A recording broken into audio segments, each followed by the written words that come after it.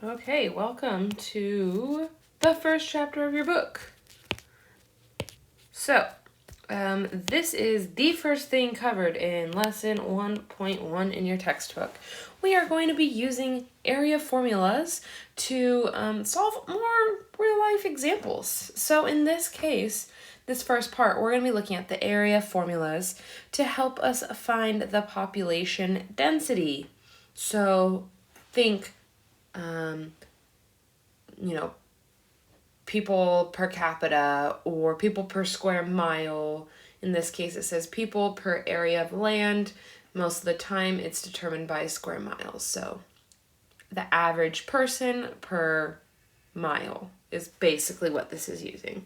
So as it says, it's typically used in square miles, but it can be expressed in things such as city blocks, certain things like that. Big cities like New York City, they do a lot, around city blocks. They've got skyscrapers up and, 25-story houses and, things like, or not houses, but 25-story buildings.